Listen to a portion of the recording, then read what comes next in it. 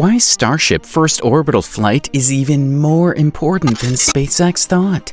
SpaceX's huge Starship rocket for eventual trips to the Moon and Mars could go orbital for the first time just 2 months from now if all goes according to plan.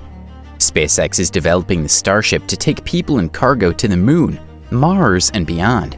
The vehicle consists of 2 elements, a first-stage booster called Super Heavy and an upper-stage spacecraft known as Starship. If mankind is to set foot on Mars and beyond, the upcoming orbital flight for the Starship is crucial for it. Now, we all know that raises all kinds of questions in your mind, but don't worry, because today in our video, we'll tell you why Starship's first orbital flight is even more important than SpaceX initially thought. Let's address the elephant in the room. How will they achieve this massive feat in such a short amount of time? Well, watch till the end if you want to know the answer to this question and much more. So, let's begin.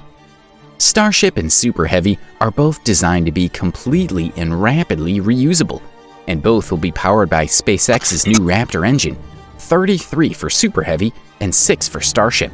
It's a challenge to build so many engines, but SpaceX is on track to have enough for the first Starship orbital test flight soon, company founder and CEO Elon Musk said. SpaceX's Elon Musk said Thursday that the first orbital flight of his towering Starship, the world's most powerful rocket ever built, would come in another month or 2. While he anticipates failures, he's confident Starship will reach orbit by the end of this year. Musk provided his first major Starship update in more than 2 years while standing alongside the 390-foot rocket at SpaceX's Texas spaceport. He urged the nighttime crowd, "Let's make this real. This is really some wild stuff here," he said. "In fact, it's hard to believe it's real." NASA plans to use the fully reusable Starship to land astronauts on the Moon as early as 2025.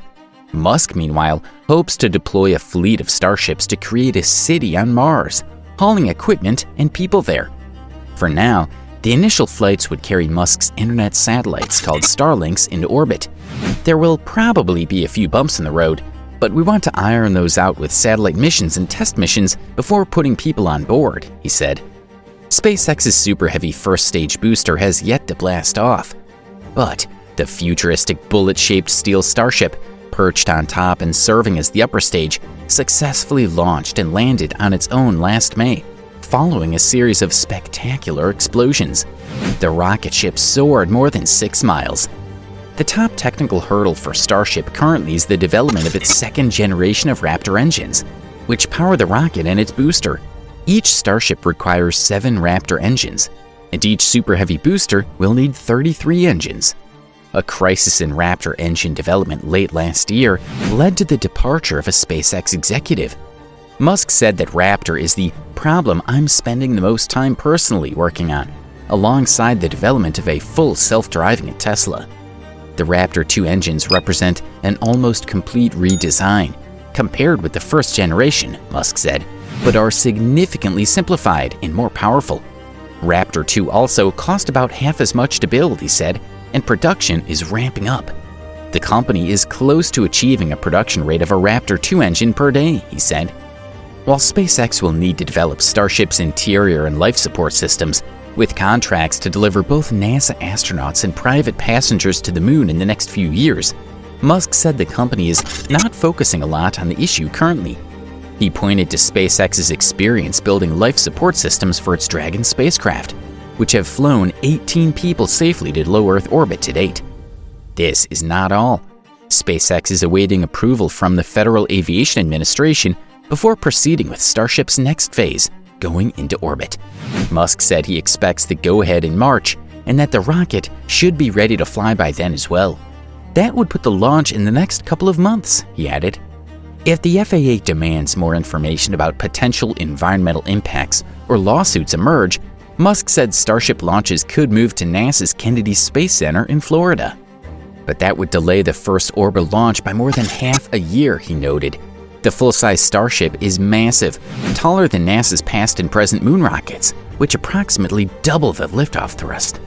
Besides Florida's Cape Canaveral and the southern tip of Texas near Boca Chica, Starships could ultimately launch from floating ocean platforms anywhere in the world, Musk said.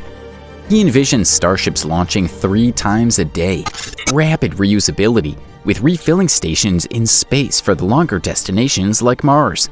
The first refilling test could happen by the end of next year, he said. Musk estimates a Starship launch could wind up costing less than $10 million, maybe even just a few $1,000,000 with a high flight rate, which would bring down prices. He called it crazy low and ridiculously good by current space standards. Starship already has one private customer, a Japanese entrepreneur who has bought a flight around the moon and plans to take a dozen artists with him. Musk hinted there are others interested in buying trips, saying future announcements would be forthcoming. Until now, SpaceX has relied on its much smaller Falcon rockets to launch satellites, as well as astronauts and cargo to the International Space Station for NASA. Its first private flight, purchased by a billionaire, was last September. Another is coming up at the end of March, this one to the space station with 3 businessmen who are paying $55 million apiece. Finding the video intriguing? We still haven't told you exactly why the Starship and its first orbital flight are so important. We would like you to take a guess at what it could be. What exactly will the Starship accomplish? Think about it for a while, but while you do think, do subscribe to our channel and click on the bell icon to receive instant notification about all our future videos.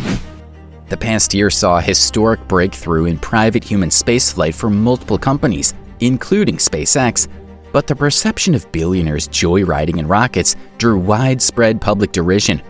Musk has previously defended the value of space transportation, calling it necessary for establishing security for life itself and having an exciting future and inspiring kids about the future. This Starship is composed of 2 stainless steel components, with the company's first stage Super Heavy booster at the bottom and the second stage Starship spacecraft on top. It'll be able to carry more than 100 metric tons of cargo and crew per launch. Collectively referred to as Starship, the 2 components loom nearly 400 feet into the air, almost 100 feet taller than the Statue of Liberty. Getting all that weight off the ground is no easy task and requires 33 of SpaceX's Raptor engines for the booster. For good measure, the spacecraft carries an additional 7 engines. SpaceX has completed multiple high-altitude flight tests with Starship prototypes, but its next major step is to reach space. While that milestone was expected to be reached last year, development progress has been delayed, and the orbital flight test is also pending regulatory approval. Starship is SpaceX's largest reusable rocket. It can carry more than 100 metric tons of cargo and crew per launch. Company CEO Elon Musk says Starship represents the holy grail for space travel, but the giant rocket vehicle is also crucial for SpaceX's future. The project could be alluring to investors. According to McKinsey & Co., private funding in space-related companies topped $10 billion in 2021, a tenfold increase over the past decade.